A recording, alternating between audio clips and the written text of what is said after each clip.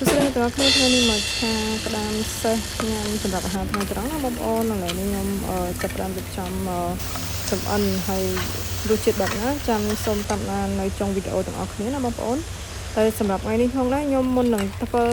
ឆាក្តាមសេះនេះផងដែរខ្ញុំ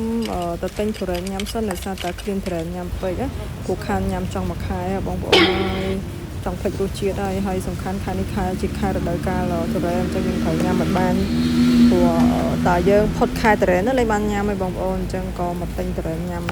ហើយទុរេននេះផងដែរ2គីឡូកន្លះបងប្អូនអ្នកលក់ក៏ចាប់ដើមពុះដល់ប្រអប់ហើយបងប្អូនហើយ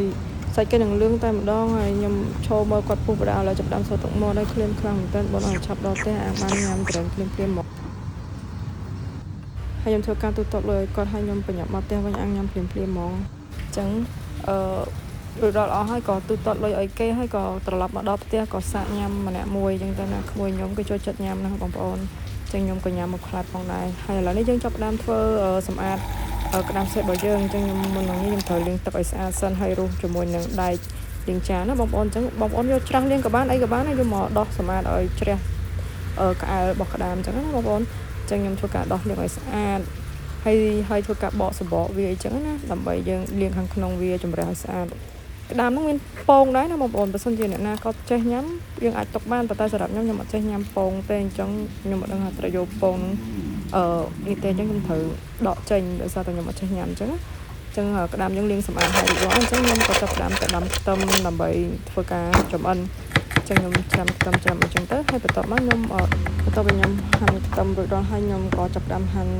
ស្លឹកខ្ទឹមបន្ថែមទៀតដើម្បីរោយពីលើក្តាមនោះឲ្យមានសោភ័ណភាពហើយនឹងរសជាតិឈ្ងុយបន្ថែមអញ្ចឹងណាបងប្អូនហើយខ្ញុំក៏ចាប់ផ្ដើមធ្វើការកាច់វាហើយនឹងដាក់ខ្ទះ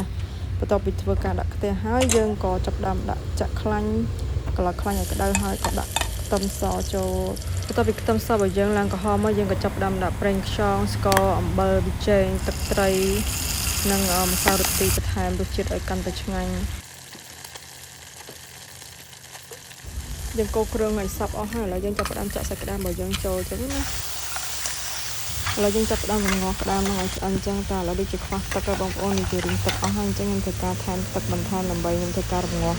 សាច់ក្តាមនឹងឲ្យឆ្អិនអញ្ចឹងណាបងប្អូនថែមទឹករួចរាល់ហើយឥឡូវនេះបងប្អូន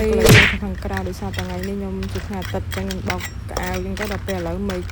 ងឹតដីមេឃរោភ្លៀងអញ្ចឹងណាបងប្អូនអញ្ចឹងខ្ញុំក៏សាខោអាវខ្ញុំយកមកដាក់ខាងក្នុងវិញជិះវៀងខ្សោមទឹកអីចឹងទៅបងប្អូន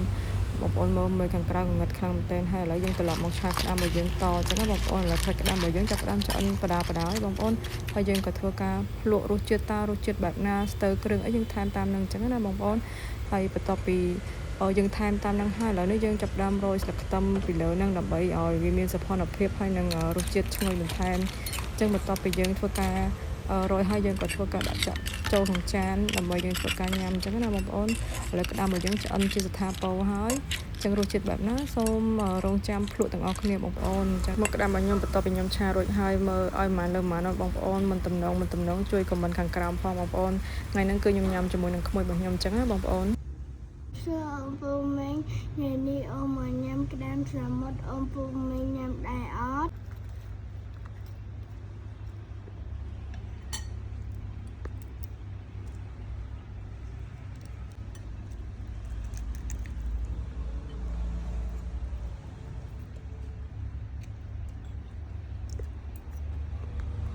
រដងក្មួយរបស់ខ្ញុំអត់ទៅឃើញក្តាមសមុទ្របែបនេះបងប្អូនគឺញ៉ាំយកហ្មងហើយញ៉ាំលឿនទៀតតែមើលចម្លែកអីតែថ្ងៃនេះឲ្យថាថតវីដេអូគេញ៉ាំធ្វើលក្ខណៈបែបសភាពបែបស្អាតអញ្ចឹងណាបងប្អូនមើលគេធ្វើញ៉ាំមួយភ្នែកគេមិនហ៊ានសម្លឹងមើលវីដេអូផង